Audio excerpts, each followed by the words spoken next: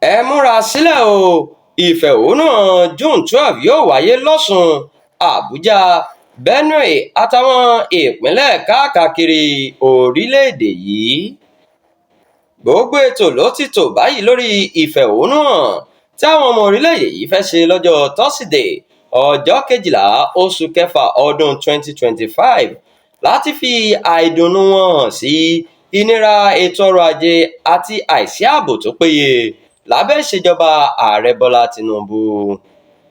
Gẹ́gẹ́ bí alákòóso ikọ̀ Take It Back Movement tó ṣàgbékalẹ̀ ìfẹ̀hónúhàn Jùwọ́n Sànyàolú ṣe sọ, ó kéré tán bí ìpínlẹ̀ Ògùn ni wọn yóò ti ṣèwọ́de náà káàkiri orílẹ̀-èdè Nàìjíríà.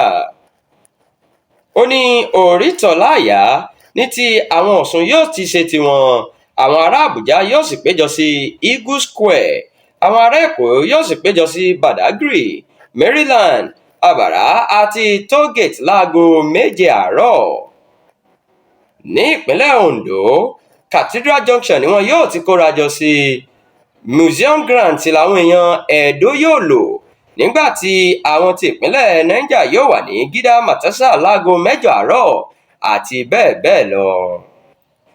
Lára ohun tí wọ́n béèrè lọ́wọ́ ìjọba ni mímú ayé rọrùn fún àwọn aráàlú nípa ìṣèjọba alákòyawọ́ àti ìpèsè nǹkan amáyédẹrùn, nítorí ogunlọ́gọ̀ àwọn aráàlú ni wọ́n ń gbé nínú àìní àti òṣì báyìí. Bákan náà ni wọ́n fẹ́ kí ètò ààbò tó péye wà fún ẹ̀mí àti dúkìá káàkiri orílẹ̀-èdè Nàìjíríà, kíjọba sì bọ̀wọ̀ fún ẹ̀tọ́ ọmọnìyàn lábẹ́ òfin. Sànyàolú wá ké sí àwọn agbófinró láti pèsè ààbò fún àwọn olùfẹ̀hónúhàn kí wọ́n má sì sọ ara wọn di arúfin.